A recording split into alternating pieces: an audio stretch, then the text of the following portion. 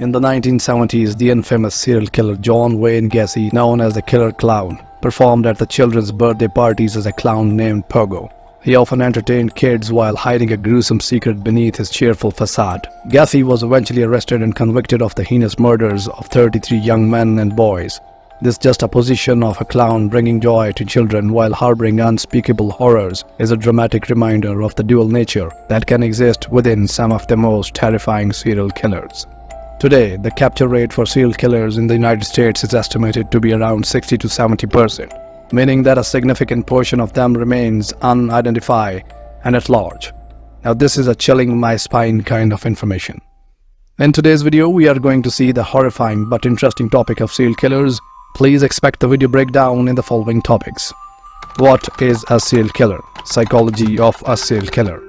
Famous serial killers, modus operandi and signature. Famous unsolved cases, the impact of the serial killer incident on the pop culture.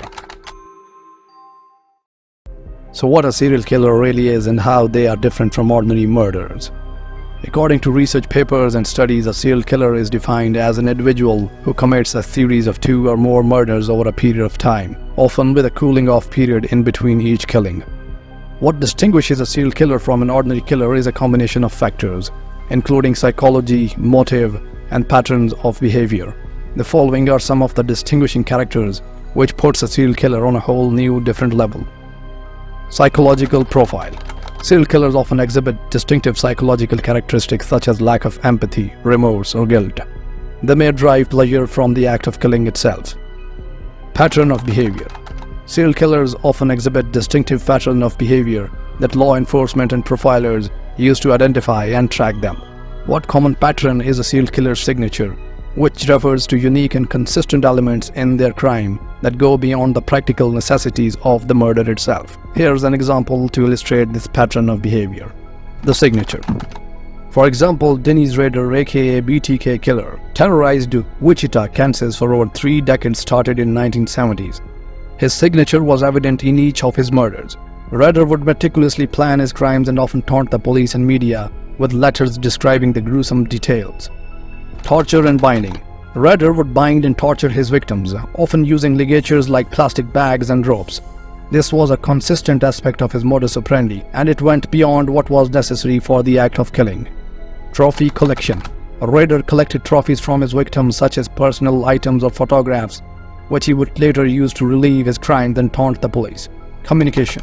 One of the most chilling aspects of Rader's behavior was his communication with the media and authorities. He sent letters, poems, and puzzles to local newspaper and television stations, often detailing his crime and taking credit for them. These communications served as a way for him to assert control and feed his narcissistic desires. Planning and stalking. Rader was known to meticulously plan his murders and would often stalk his victims for extended periods. He would break into their homes, learn about their routines, and then strike when he felt he had complete control. Rader's signature behavior was crucial in his eventual capture. In 2005, he resurfaced by sending a floppy disk to the police, unaware that the metadata on the disk could be traced back to a computer at his church. This led to his arrest and convicted for 10 murders. The consistent patterns in his crime and communication played a vital role in bringing this serial killer to justice. Motivation. The motivations of serial killers can vary widely, but some common psychological factors and motivations include a desire for power, control, and a need to satisfy deeply disturbed urges. Here's an example to illustrate one such motivation. For example, Jeffrey Dahmer, often referred to as Milwaukee Cannibal or the Milwaukee Monster, is a chilling example of a serial killer motivated by sadistic gratification. Between 1798 and 1991, Dahmer committed a series of gruesome murders that involved not only killing but also acts of necrophilia, dismemberment, and cannibalism. Explanation of motivation. Sadistic gratification refers to the intense pleasure or satisfaction a person derives from inflicting pain, suffering, or humiliation upon others. In Dahmer's case, he exhibited this motivation through a series of disturbing acts. Power and control. Dahmer sought complete control over his victims. He would lure young men to his apartment, often with the promise of money or alcohol, and then drug and strangle them. Once they were dead, he felt a sense of absolute dominance over them. Necrophilia.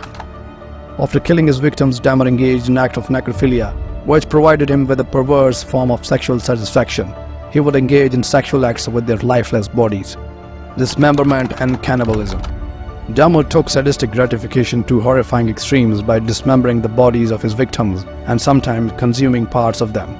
This macabre behavior reflected his need to exert control and derive pleasure from the desecration of their remains. Preserving remains.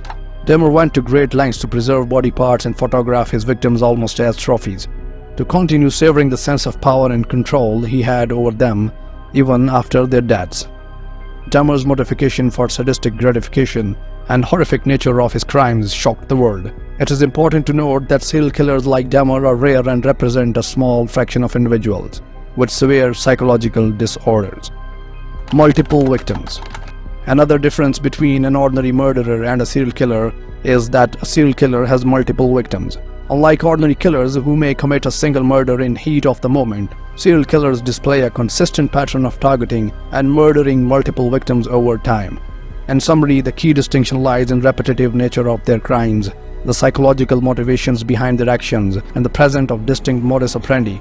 These factors make serial killers a uniquely disturbing and a complex category of criminals, warranting specialized attention from law enforcement and researchers. So what compels a serial killer for a killing spree? Exploring the psychology of serial killers reveals a complex interplay of various factors that drive individuals to commit multiple acts of murder. While each case is unique, several common psychological elements have been identified through research and analysis, such as childhood trauma and abuse. Many serial killers have experienced severe childhood trauma, including physical, emotional, or sexual abuse. These traumatic experiences can contribute to the development of psychopathology and violent tendencies in later life. Mental disorders. Another reason which compels them is mental disorders. Some serial killers exhibit signs of mental disorder, such as antisocial personality disorder, borderline personality disorder, or narcissistic personality disorder. These disorders can impair their ability to empathize with others and control their impulses. Lack of empathy could be another reason. Serial killers often display a profound lack of empathy or remorse for their victims. This absence of emotional connection allows them to commit heinous acts without experiencing the guilt or moral reservations that deter most people. Fantasy and escapism. Many serial killers engage in elaborate fantasies including violence, control, and domination. These fantasies can become an integral part of their motivation, driving them to turn their dark thoughts into reality. Sexual gratification. For some serial killers, sexual satisfaction is intricately linked to their acts of violence. They may derive pleasure from the sadistic aspects of their crime, which can become an addictive cycle. Power and control. Serial killers often seek a sense of power and control over their victims, which provides them with a feeling of superiority and dominance. Murder becomes a means to exert this control. It is important to note that not all individuals with these psychological traits become serial killers, and the exact combination of factors leading to serial murder is still a subject of ongoing research. Understanding these psychological factors is crucial for law enforcement, forensic psychologists, and criminologists to develop profiles, intervention strategies, and preventative measures to identify and apprehend serial killers before they can continue their deadly sprees. Some infamous serial killers. Ted Bundy.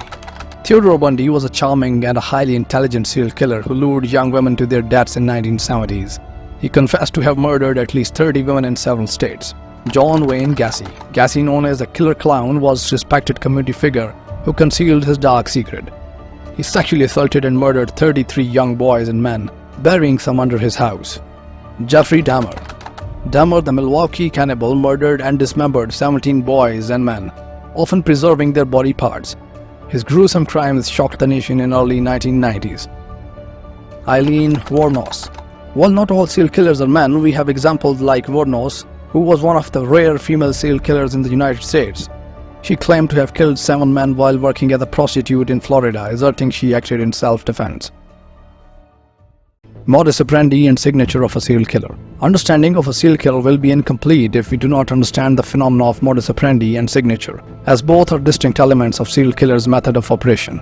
Modus operandi. Modus operandi refers to the specific techniques or method a serial killer employs to commit their crimes. It encompasses the practical aspect of the crime, such as how they gain access to victims, the weapons they use, and the way they control or subdue them.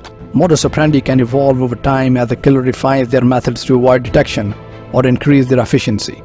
Ted Bundy. For example, Ted Bundy, who would often feign injuries or use props, like a fake cast or crutches to gain the trust of his female victims. He'd then overpower them, usually striking them from behind. Signature. Signature, on the other hand, represents the unique, often ritualistic elements that a serial killer includes in their crimes for psychological or emotional satisfaction. These aspects may not be necessary for the crime to be completed successfully, but they are essential to the killer's personal gratification. Signatures can include actions or behavior that are distinctive and consistent across multiple murders. For example, Ted Bundy's signature included the act of returning to the crime scene to perform acts of necrophilia and engage in post-mortem activities with his victims' corpses. These actions were not necessary for the murders themselves, but were integral to his satisfaction. Both the modus operandi and signature helps in profiling of the serial killer. Some infamous unsolved serial killer cases and surrounding speculations. The Zodiac Killer. The Zodiac Killer is one of the most enigmatic and notorious unsolved cases in US history, operating in the Northern California during the late 1960s and early 1970s. The killer claimed to have murdered at least 5 people, although some believe the actual number may be higher. The Zodiac Killer sent cryptic ciphers and letters to local newspapers, taunting authorities and fueling public fear. Various theories suggested his identity, including suspects like Arthur Lee Allen and more recently, Gary Francis Post, but none have been definitely proven. The Long Island Serial Killer. The unidentified serial killer is believed to be responsible for the murder of multiple sex workers, whose bodies were discovered on Long Island, New York between 2010 and 11. The exact number of the victims and the identity of the killer remain unknown. Theories about the Long Island serial killer range from the possibility of multiple pretenders to potential connections to organized crime or human trafficking. Some believe the killer may have had knowledge of law enforcement procedures, allowing them to evade capture. The original Night Stalker. These unsolved serial killer cases continue to captivate the public's imagination and frustrate law enforcement agencies. Advancements in forensic technology and renewed public interest occasionally lead to breakthroughs, as demonstrated in the case of Golden State Killer. However, these mysteries serve as stark reminders of the challenges investigators face in solving complex serial murder cases. The impact of the serial killer incidents on the pop culture. Serial killer incidents have left an indelible mark on pop culture, shaping the way we consume entertainment and sparking a deep fascination with the macabre. For example, infamous cases like Ted Bundy's and the Zodiac Killer have inspired numerous books, movies, and documentaries that explore their crime and psychology. Iconic fictional characters like Hannibal Lecter have become cultural figures, while true crime podcasts and TV shows dedicated to real-life cases have gained massive followings. These cases have also led to a surge in the true crime genre, with audiences eager to unravel the mysteries behind the crimes and delve into the minds of the perpetrators. However, this fascination also raises ethical questions about the responsible portrayal of these criminals and their impact on the victims and society as a whole. Last but not the least, the importance of understanding the psychology and methods of serial killers. Understanding the psychology and methods of serial killers is of paramount importance for several compelling reasons.